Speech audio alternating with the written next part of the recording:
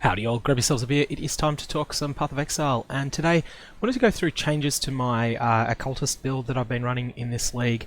So this is a Cold Snap and Vortex Occultist, and I'll go through the equipment that I've got so far, and what needs to be changed, what my future plans are for the build. And just a side note, I built this originally intending to transition it into a Hand of Wisdom and Action Molten Strike build. But I've just had so much fun with the build as it is that I haven't done that. So let's start with the character side of things. We've got the Occultist Ascendancy. We're taking the defensive side, so that is Wicked Ward and Vile Bastion. This provides an incredible defensive buff for energy shield based characters. You cannot be stunned when you have at least one ES. You gain 250 flat ES, and the way that ES stacks, that multiplies a lot. You gain 1% regen of energy shield for each monster you've killed in the last 4 seconds, capped at 30%. That's an enormous amount of percentage regen in mapping gameplay. And Wicked Ward prevents energy shield recharge from being interrupted by damage if it's only just started. All of these are a tremendous amount of defense. In terms of defensive utility, the two strongest general ascendancies in the game at the moment are Occultist and Juggernaut, and Occultist is the one that's energy shield themed. Juggernaut tends to be more commonly life. Additionally, I take one of the best pieces of Juggernaut, and you'll see that when you see my chest. Next up, we take the cold side of the Occultist damage section as well. So Void Beacon gives 20% reduced cold resistance to nearby enemies and completely suppresses their life regen. I also use other tricks to suppress any energy shield regen that they may have, which is just as simple as throwing a Stormbrand on them. And so this combination of things means that as long as I'm able to stay toe-to-toe with an enemy, I'm not having to deal with regen.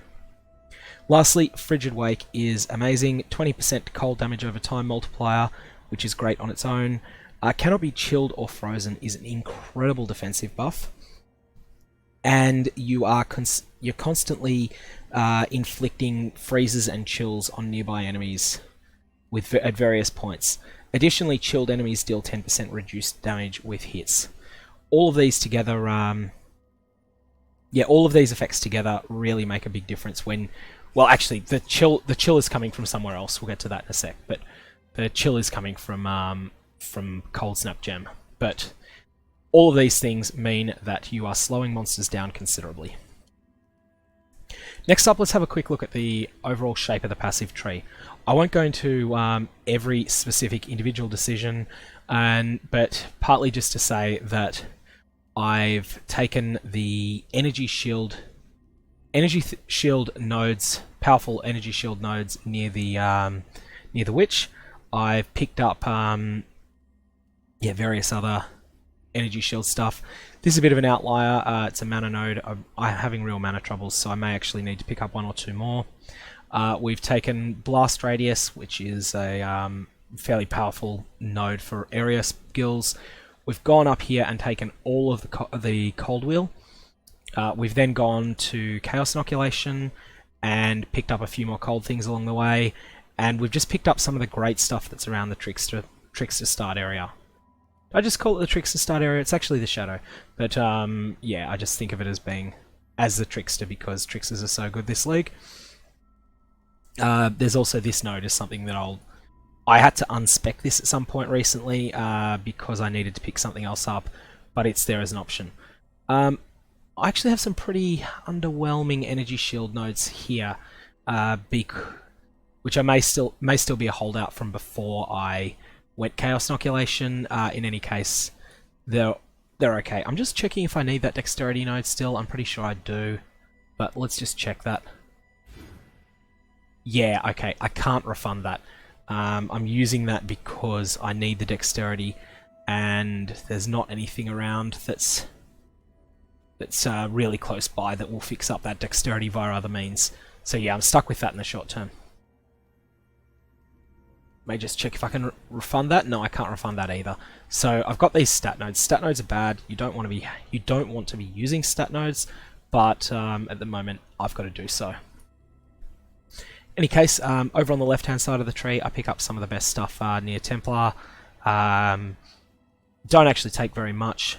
I could conceivably pick up, what's this dexterity come with? It comes with movement speed, that's really good. I should actually consider picking up Precision as a 2-point node because I don't need all of the dexterity. The other thing that I've got that's build defining is Elemental Overload. Your critical strikes don't deal extra damage, but they have the, whenever you get one, for the next 8 seconds, you get 40% more elemental damage. I've mentioned Stormbrand a few times. Stormbrand is really good here because it crits a lot, and I've got also the first hit of your vortexes can also do that. So anyways, that's a quick tour of how I've set up the character from the passive tree node side of things. There may be some inefficiencies here, and as I say, it would certainly be nice to get rid of these 2 dexterity nodes and this 1 strength node. That would just require a bit of regearing, and to be honest, I can probably do that pretty easily. I've got the currency now to do regearing. Now let's have a quick look at the equipment. Some of this is good, some of it is terrible. So let's start with the better pieces. First up, I've got this helmet. You'll notice 30 energy shield implicit. The other 2 implicits don't matter at all. And I've made a video on how to craft these. They're actually really cheap to do on a budget, and you can make a very powerful hubris circlet that way. Next up, I was smashing it with enchanted fossils. Now, I wasn't necessarily looking for something I would use myself. Instead, I was just buying enchanted fossils and was intending to sell the helmet as soon as I got a meta enchant. So, for instance, if I'd hit something like Winter Orb, for instance, a skill I've got no intention of using this league, even though it is one of the strongest skills in the game at the moment. I just don't like the playstyle. So, if I'd hit Winter Orb, either the top tier enchant of +2 maximum stages, or even one of the lesser ones, I would have just put the item up for sale. However, that enchanted fossil, I think the third one that I used, hit Vortex duration, which is one of the most powerful enchants available for Vortex, and Vortex is one of the skills that I'm using. So for that reason, I thought, great, I'm keeping this. I then went and thought, okay, well, I need to roll it enough to make it useful. What I'll do is, I will hit it with perfect fossils, and with an intention of getting quality of 30%. What happened though was that the very first perfect fossil I used rolled it like this. 58 intelligence, a high tier flat energy shield, and the ability to craft percentage energy shield on it. I'm happy with this for the moment. This is a pretty solid item. It's nothing outstanding, and I could get a lot more energy shield on it if I aggressively spam this with dense fossils, but I've got other priorities for my dense fossils at the moment. Next up is that other priority for my dense fossils. I made an early video about some interesting crafts that became available when 3.6.3 hit and allowed you to use essences on fractured items. This is one of the results of that video. Notice that 618 is not a particularly good roll for this item. It could be quite a bit better. But 14 flat energy shield is a really nice implicit, but the big one is that gain an endurance charge every second if you've been hit recently. This has prompted me to use Doedre's Elixir, which, if you watch my charges, so keep your eyes focused on top left of the screen, you'll see that I just drank I hit the bleach potion, and that's this flask here. 145 is a really bad roll on this too. Removes 20% of your max energy shield on use, and you take 10% of your maximum life as chaos damage on use. You then gain 3 charges. Now those charges get gained, but that chaos damage that you're taking, even though I'm immune to chaos damage from chaos inoculation, that chaos damage counts as a hit. And so I will then go up to maximum endurance charges straight away. I gain quite a bit of benefit from frenzy charges, although I can gain them myself from cold snaps, from the skill cold snap, and I generally gain enough that I can keep myself at maximum frenzy charges during normal gameplay. Power charges are just a tiny little bonus. I'll take them, but they're not important to me. Now, so that this file regalia here, this item level 85, which means that it has access to tier 1 flat energy shield, as you see, the resplendent mod.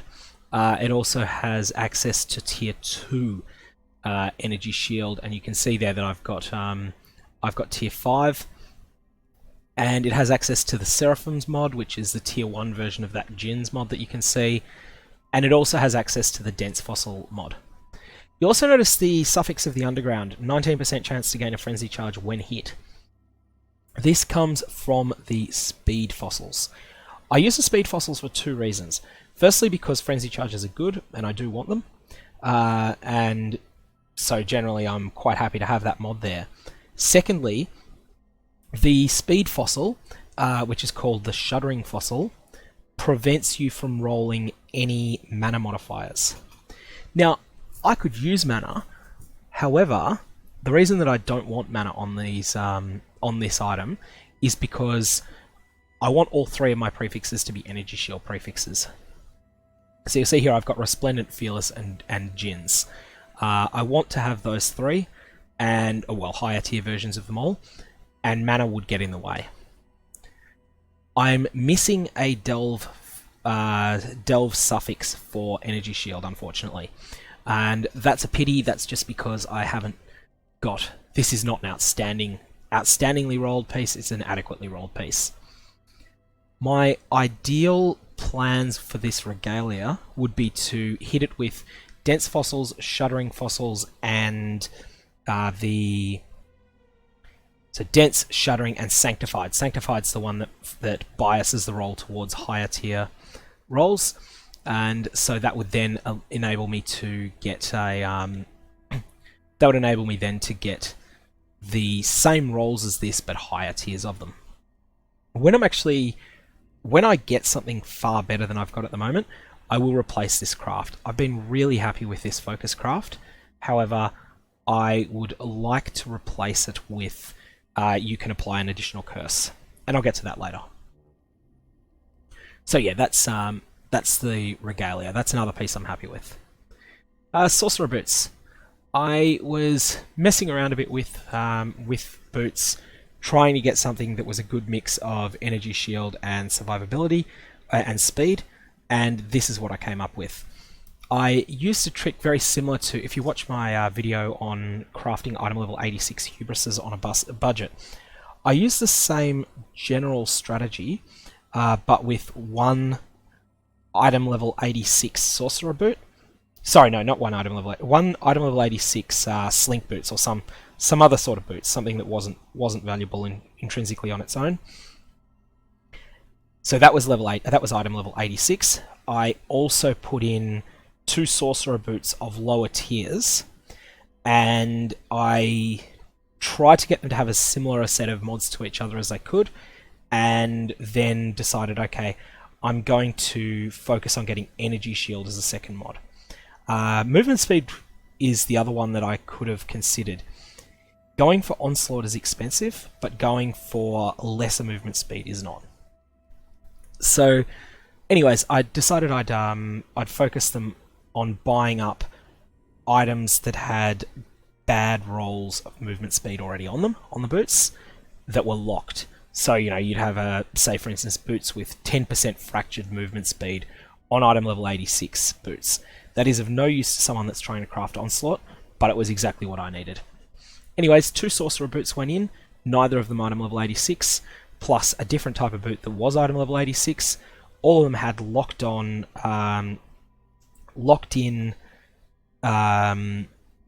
movement speed, and had some energy shield roll, as well as some other... I think they all had some other rolls as well.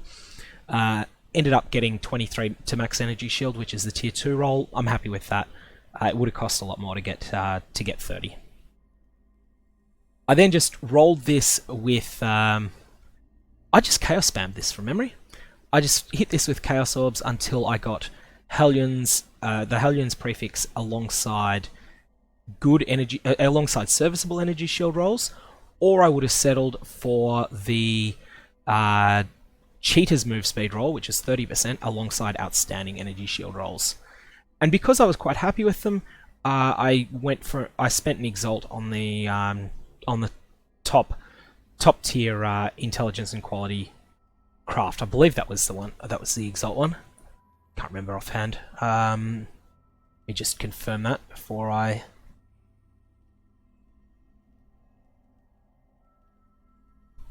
Is that a suffix or a prefix? It's a suffix. Yeah, so that's the one that costs an Exalt to put on.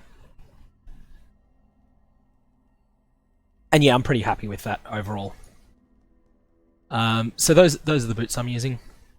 But as always, the most important role is your move speed, and you can just use the unique boot Sintrek if you want a budget-friendly set of boots that are good enough for all endgame content. Start with Sintrek. You will have a bit of trouble chroming them to be triple blue, 1 green, but you'll manage. Alright, so the last item that I'm happy with is this crystal belt. Now, I did pay quite a bit for this. I believe the seller was asking 15 Exalts. I sent them a tell saying, hey, I'm interested in this belt, in this excellent crystal belt you're selling. You're asking 15 Exalts. Would you consider 12? And they sent back, how's 13? Long story short, I paid 13 for them, and for this belt, and I'm pretty happy with it. Most expensive item that I've traded for in this league. You'll notice that it has the Unleashed prefix as well, which I'm not using. But I will use that, and I will get a lot out of that if I do transition into Molten Strike. Energy Shield Recovery Rate, amazing mod. Suffix modifier of the Underground, 15% increased energy shield from body armor. This is an amazing mod. Watch my energy shield, 11,497. This is providing more than 1,000 energy shield. Just this belt, plus at the same time as giving me 1,000 energy shield, it's also giving me the 19% increased energy shield recovery rate. So yeah, extremely happy with this, and being an item level 83 crystal belt that's Shaper influenced was going to be extremely hard to find this via any other means. So that's the stuff I'm happy with. I'm still using crappy rings from leveling. I think I literally got this before I'd done Eternal Labyrinth, and same with this talisman, which really needs to go.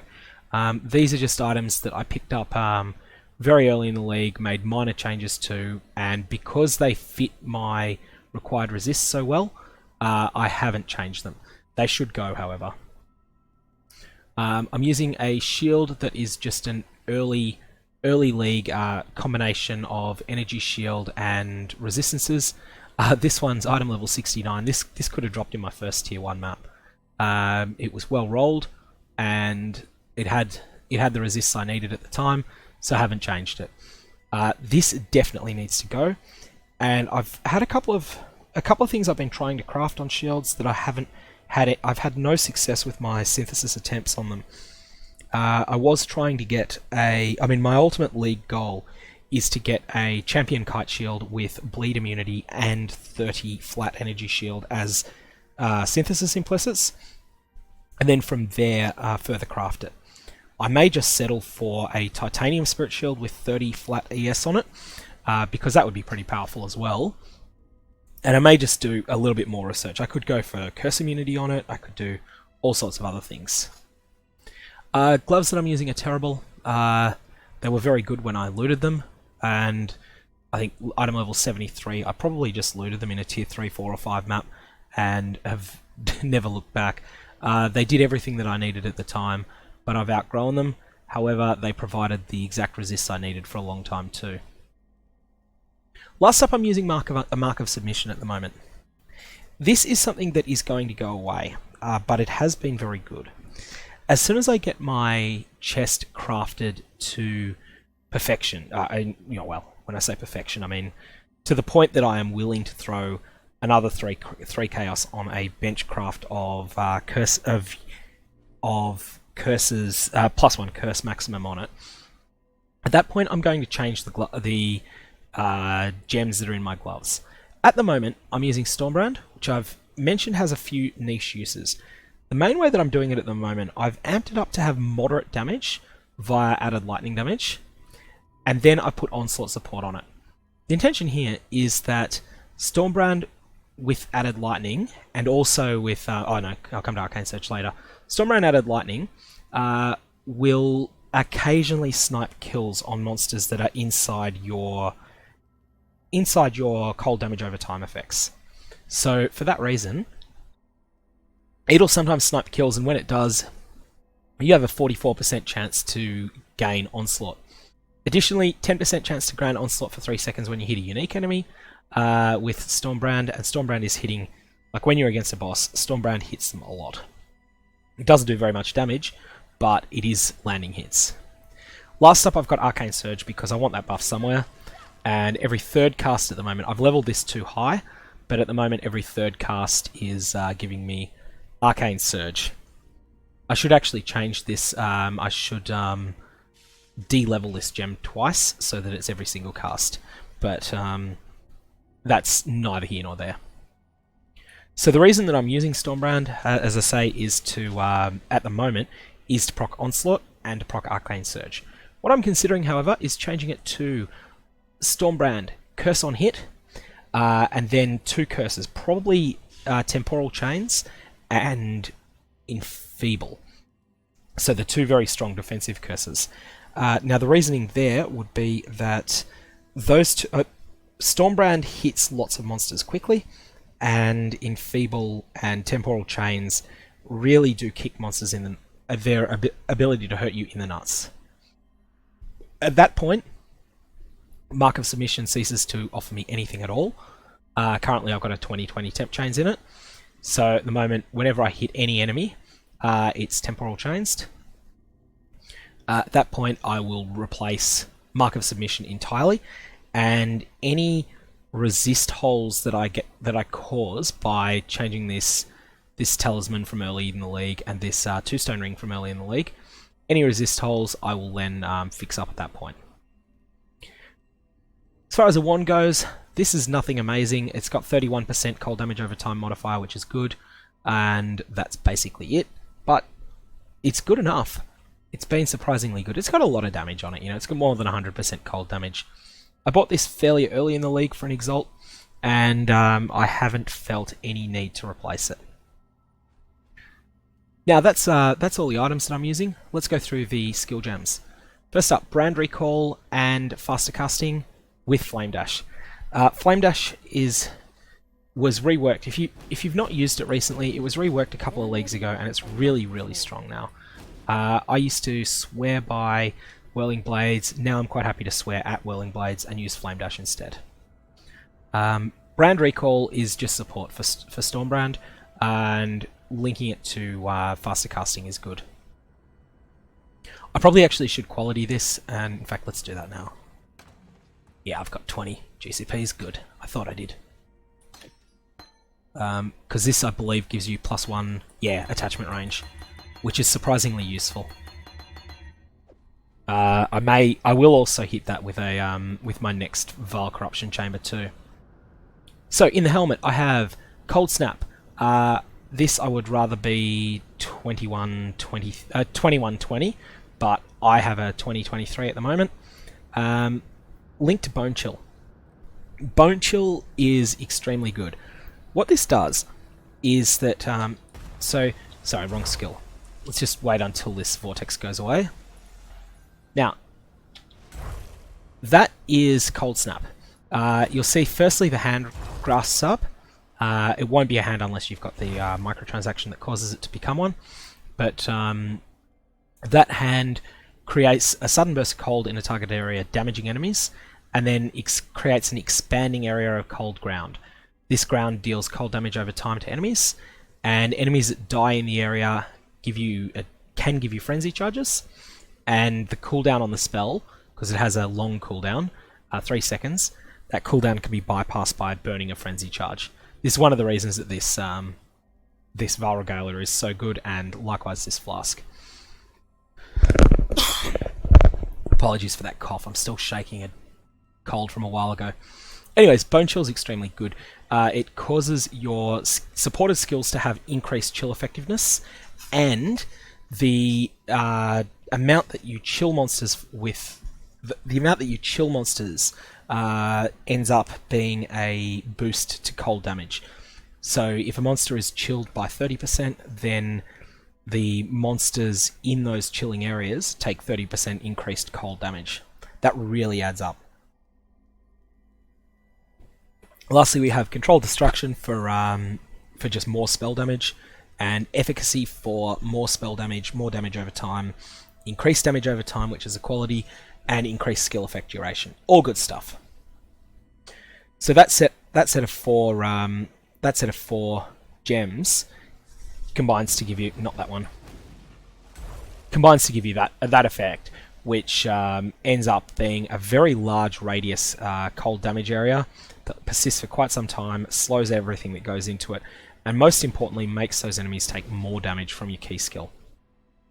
Next up we have Vortex. This is with the black hole microtransaction, so it looks different if you don't put that on it. I really should get a level 21 one of these, but Vortex puts down, basically does an instant hit of cold damage and then leaves a whole lot of cold shit on the ground. This is self-centered AoE, and it can be used in conjunction with Frostbolt, which I am not doing. The Frostbolt synergies are very strong, they're just an entirely different build to this. So we have Vortex, we have it linked to Swift Affliction for more damage over time.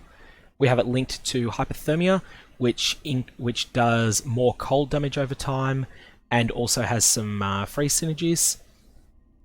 We have Controlled Destruction, which does more spell damage. We have Elemental Focus for more spell damage, and this prevents my Vortex from landing any chills at all. This would be bad, except that we have the Cold Snap providing the chill via other means. And as a result, Elemental Focus just adds a huge amount of damage. 49% is huge. Lastly, we have Efficacy for more spell damage over time. Oh, sorry, more damage over time is always nice, and also for increased skill effect duration. Given that I've got 30% duration here as well, Efficacy may no longer be the best skill gem here, so maybe I should reassess that. In my shield, I've experimented with a bunch of things, and I've come to the conclusion that I like Val Fireball as my as a 4-link, oh sorry, as a 3-link here. Feel free to disagree with this and use something else. It's also made quite a bit better by the fact that I've got Mark of Submission Temp Chains.